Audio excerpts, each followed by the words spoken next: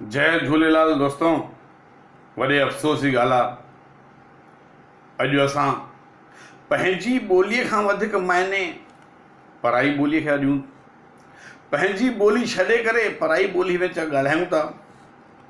ॿियो त ॿियो असांजा ॿार, उन्हनि खे त ॻाल्हाइण में शर्म थो अचे।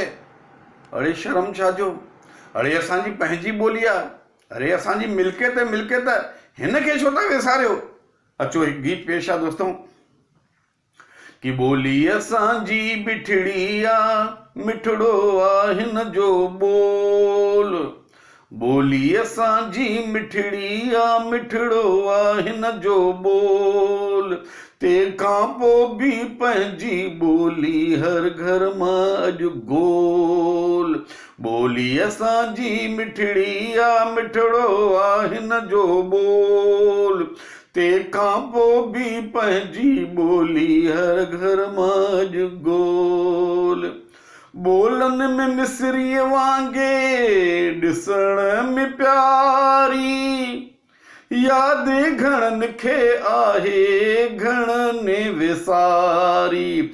हिन ॿोलीअ जो बोल मिठो ऐं मिठो आहे हिन जो ढोल।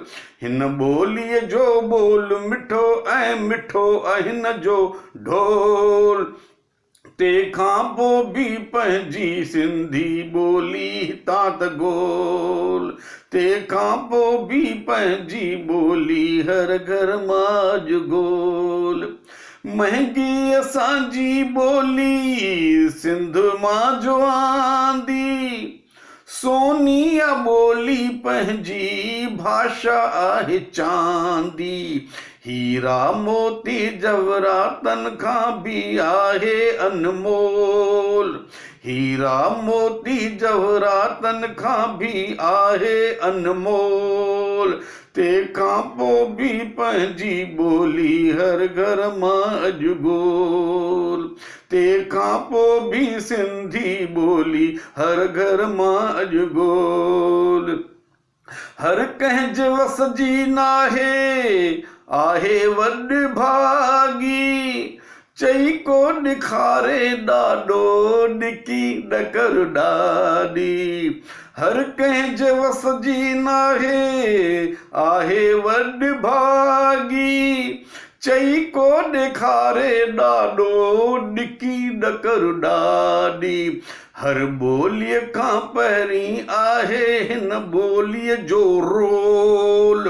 हर ॿोलीअ खां वॾो आहे पंहिंजी हिन ॿोलीअ जो रोल।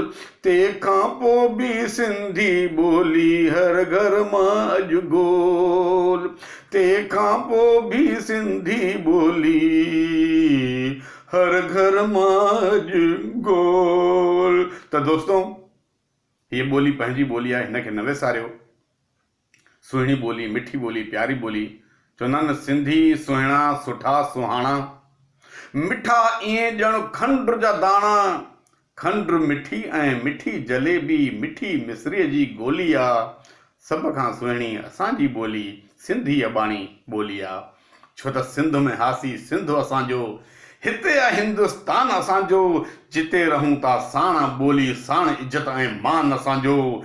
की न विसारियूं हिन ॿोलीअ खे, हिन ॿोलीअ में शान असांजो। कंधु खणी चओ सिंधी आहियां, इहा क़ौम अभिमान असांजो, इहा क़ौम अभिमान असांजो। जय श्री झूलेलाल।